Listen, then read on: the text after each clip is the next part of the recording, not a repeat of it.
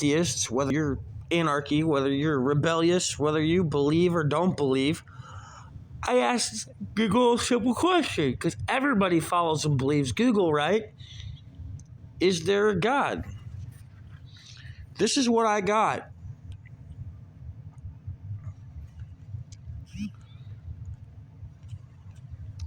That it wasn't just a Big Bang theory that created heaven and earth on a scientific matter, because this is actual right. We evolved, yes, from what we evolved, but it's not just Darwinism and apeism. Does God exist? Here are 6 straightforward reasons to believe that God is really there.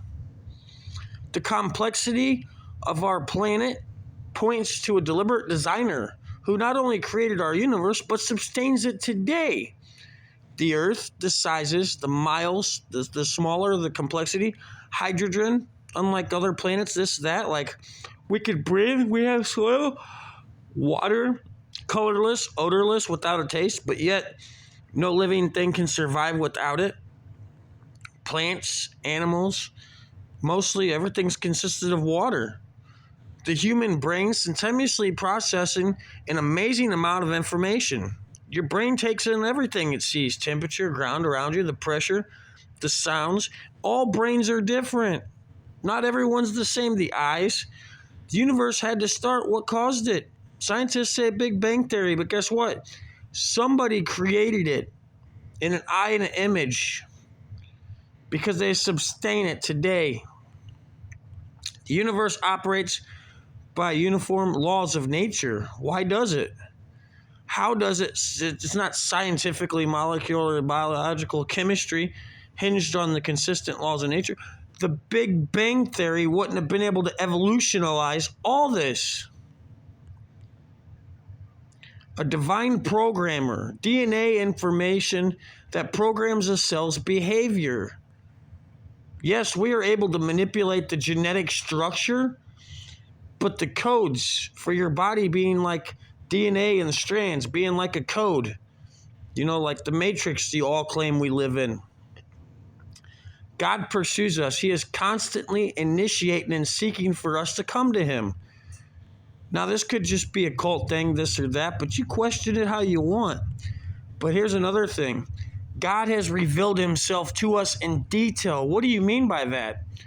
Jesus Christ, the God in human form, shows us God's compassion, truth, and power. What do you mean, truth and power? And why Jesus? Because he was proving to be divine. How was he proven to be divine? He did miracles, what people couldn't do. This isn't magic and magistry or some kind of magic trick. He healed people. Acclaimed in a Bible, a book, a scripture, a passage that people live by. He healed people. The blind, the crippled, the deaf, even raised a couple people from the dead. Had the power over objects.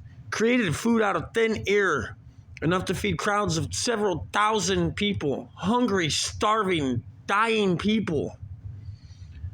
He performed miracles over nature. Walked on top of lakes.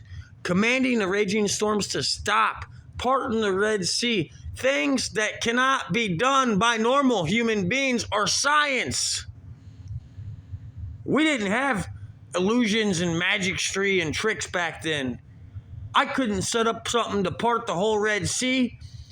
The Egyptians, the stories, not myths or legends, but the legitimacy within itself proves a higher power. So go fuck yourselves out there that don't want to stand by what you stand by and watch other people get screwed innocently and loyally. Because these things that have happened, written down historically, that we cannot change because the past is the past, has happened. Even the bad ones say, we've seen these miracles, that the seas parted, that the things, the scripture, these aren't just stories. They're legitimate historical landmarks. and you want to go fuck yourself to the second death of a great fire, you do what you want to do. But you go fuck yourself in the same sense. Because you're listening to the great deception then. And you have been deceived and tricked so that when you may die, your soul's Satan's. And he has his warriors. He has his demons. He has his minions. So think that you're doing him a favor if you follow Satan. Because when you get there, he's going to say, tricked you, motherfucker. Time to burn. And you're going to be crying, wishing, praying. And there's no crossing over from heaven to hell or hell to heaven. So, I ask you, live by shit and eat with the demons because you think you're feeling pain now. It'll be stuck for life and ever.